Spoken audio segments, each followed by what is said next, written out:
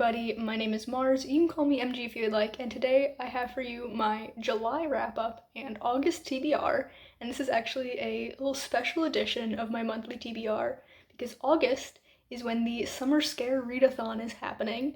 This, if you don't know, is a readathon hosted by my dear friend Jess over on the Hex Library channel, and basically it's a week-ish every summer. It changes each year. This year it's in August, where you read spooky books, and there is a 3x3 bingo board of prompts. There's also like posting on Instagram challenges. So fun. I will leave links in the description for you guys to learn more about it.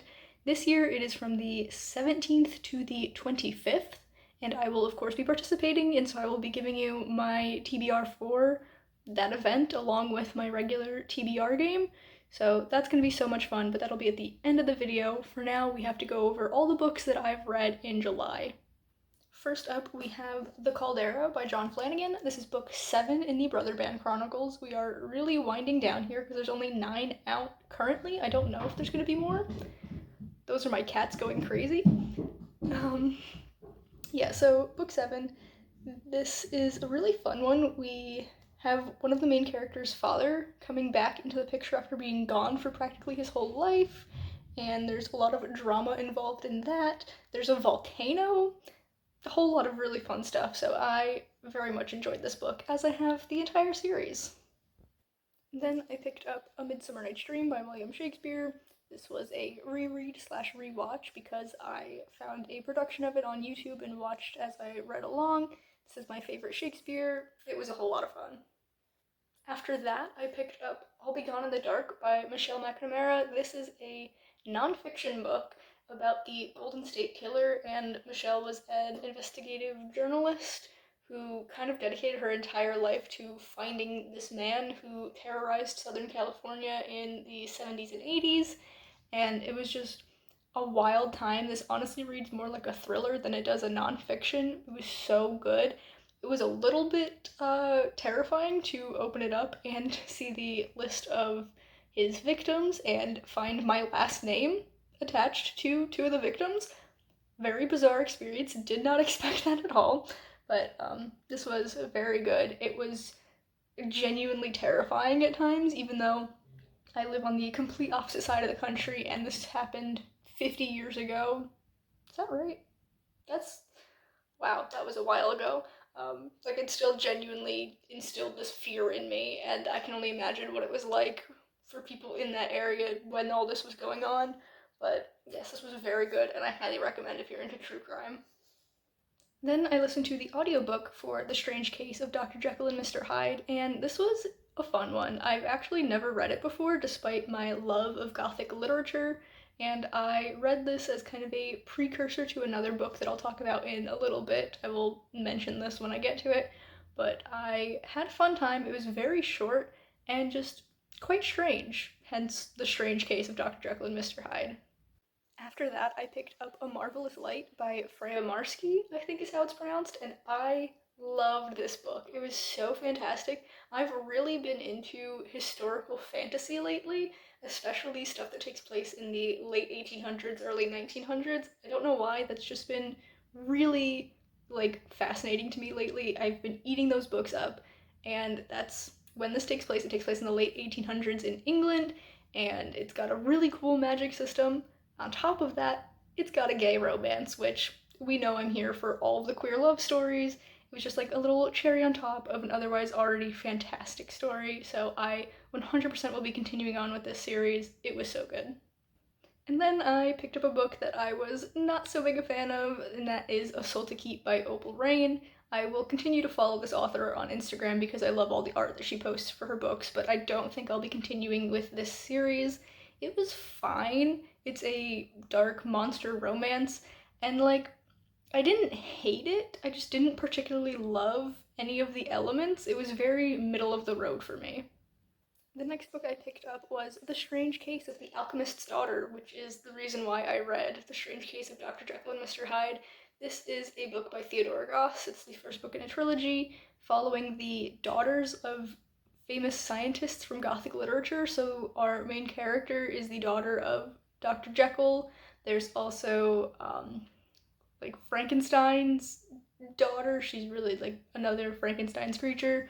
The daughter of Dr. Moreau, a whole bunch of them. It's so fun. It was a little bit jarring at first because there's like interjections from the characters later on as they're telling this story. It's kind of like a manuscript that they're writing together of their adventures, and then every now and then them from like the present day would be like, that's not how I remember it or whatever.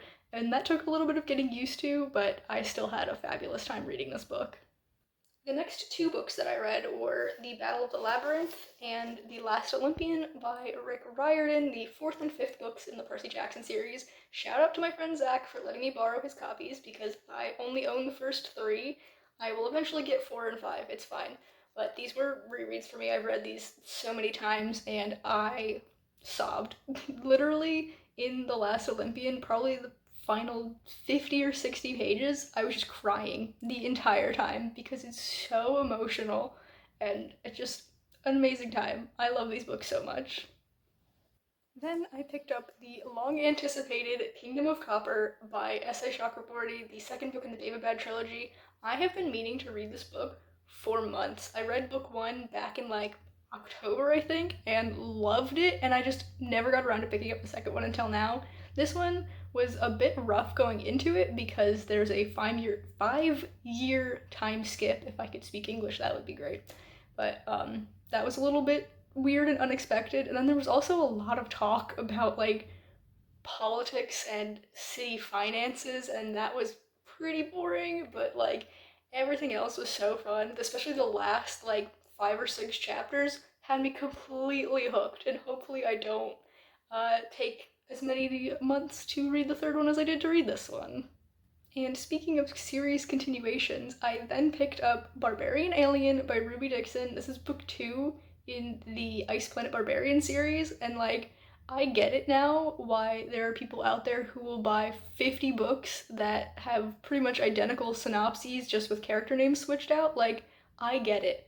I would read this dynamic 1,000 times over. It was so fun and silly and good, and I just am obsessed. I will be reading more. And the last few books I have to talk to you guys about are actually for a vlog that I'm currently filming at the time of filming this video. I haven't finished it up yet, but I will soon. And that is a vlog of me reading my boyfriend's books. So the first one I picked up for that was The Tatami Galaxy, which I adore. Absolutely wild book. Cover, stunning. Might be one of the most beautiful covers I've ever seen. So this was a really fun time. And then in a complete tonal shift, I picked up Endurance by F.A. Worsley. This is a nonfiction book written in the 1930s about a naval disaster that happened in 1914 and the subsequent struggles that the crew went through. And this was a time. It's not something that I would have picked up normally, but I am not mad that I read it.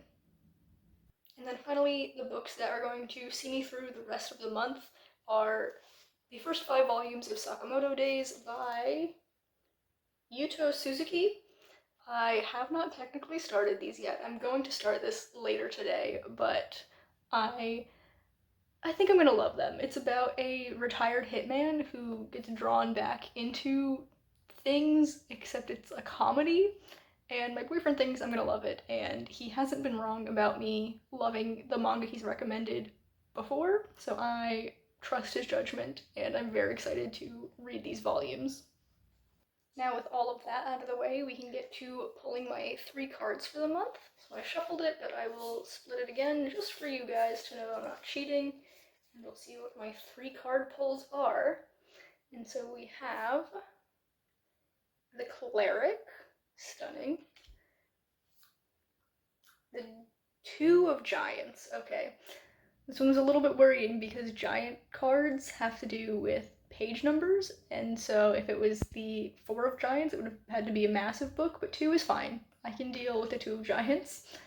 And then the third card is the Four of Monstrosities. So I will look at my little cheat sheet, figure out what these prompts are, pick some books, and come back to talk to you guys about them. Okay, I am back, and I don't have any physical books to hold up for you guys during this segment of the video because of the 3 books that I've picked out for these 3 cards. One I will own physically, I just don't have it yet. I ordered it from Thrift Books and it is currently en route to me. The other two I will be reading digitally, so I can't hold them up for you guys. First, the book for The Cleric. I got to pick between two different prompts, and those prompts were favorite author or a beautiful cover, and I've gone with favorite author, and this is the book that I have ordered and hasn't arrived yet, but that is Return of the Temujai. I have no clue how to pronounce that word, but it's fine. This is the 8th book in the Brother Band Chronicles by John Flanagan. He's one of my favorite authors. It was an easy fit. Then, for the Two of Giants, the prompt is to read a book between 201 and 400 pages, and I have gone with Notes on an Execution by Danya Kukafka, potentially, and this book is in the 300-page range, so it fits perfectly. I don't know much about this book. I'm quite nervous to read it, but I'm also very excited. And then finally, we have the Four of Monstrosities, and the monstrosities are all about different horror subgenres, and the four is for cosmic horror, and I'm gonna go with Smashed by Junji Ito. This is a collection of stories, and I'm not 100% positive that any of them are gonna be cosmic horror, but knowing Junji Ito, he writes that a lot, so I'm gonna go out on a limb and assume at least one of them is going to be cosmic horror, and if it's not, that's on me, but that is my pick for this. And with all of that out of the way, let's talk about the 9 books that I'm putting on my TBR for the Summer Scare Readathon. Okay, so for the first 2 prompts, I'm actually going to talk about the books I've chosen together because they are the first 2 books in a series. The first prompt is middle grade and the second is vampire on the cover, and I own book 2 physically, but book 1 I only own digitally, and that is Switched. Book 2 is Fantastic, and these are the first 2 books in My Sister the Vampire. This is a very special book to me. It is the first book I ever bought at a Scholastic book fair with my own money. You can tell, like, these pages are so yellowed. It's a very old book, but I saw this and I was like, I like vampires. It's about twins and I love reading about twins. I'm gonna buy this. And so I don't think I've read it since I was in middle school, but I found a digital copy of book 1 and they just fit well with these prompts, so I'm going to read the first 2 at least, and maybe continue on with the series at a future point. Maybe not. I really don't know, but I am at least a little bit excited to get back to this. For the prompt includes werewolves, I will be reading the manga Wolf Children. I know nothing about this. I was just looking for a manga, and there's surprisingly few mangas about werewolves, at least that I could find in my research, and so I slotted this one in there just because I could get a digital copy of it, and I'm like, you know what, it's gonna be a quick read, this is a quick readathon, so I'm putting it in there. Then for a horror or thriller, I have Bloom by Delilah S. Dawson, and I actually have this as an audiobook, and I've heard that this is really good. It's kind of body horror, it's also queer, which we know I love, and those 2 things, so good, especially together. I'm extremely excited to read this. I'm hoping that it terrifies me. For the prompt spooky word in a title, I actually have another book that I will be listening to as an audiobook, and that is The Long Way to a Small Angry Planet, and I am counting angry as a spooky word. I know it's not like a traditionally spooky word, but I have to read it anyway, as it is the Bujo Buddies book club pick for the month, so we're just gonna go with it. For read a book only at night, I am slotting Return of the Temujai here because I'm gonna be reading it anyway, and I needed something to put in this prompt, and it could have been literally anything. This is just what I picked. For the prompt under 200 pages, I will be reading Young Goodman Brown and Other Short Stories by Nathaniel Hawthorne. This is, I think, less than 100 pages. Okay, almost. It's 111 pages, so definitely fits the prompt. And it's just some short stories by Nathaniel Hawthorne. I don't think I've ever read anything from him before, but this Dover Thrift Edition has been sitting on my TBR shelf for way too long, and I want to put it on my Dover Thrift Edition shelf with all of its friends, so I'm going to be reading this. For Diverse to Me, I will be reading Smashed by Junji Ito, which I've already talked about. This is diverse to me because Junji Ito is Japanese, and I am very much not. So this was kind of easy. I knew I was going to put a manga in here, I just didn't know what one. And the last prompt is out of your comfort zone, and I have decided to go with Chlorine by Jade Song. I know nothing about this except that it is a horror book. I think it's YA.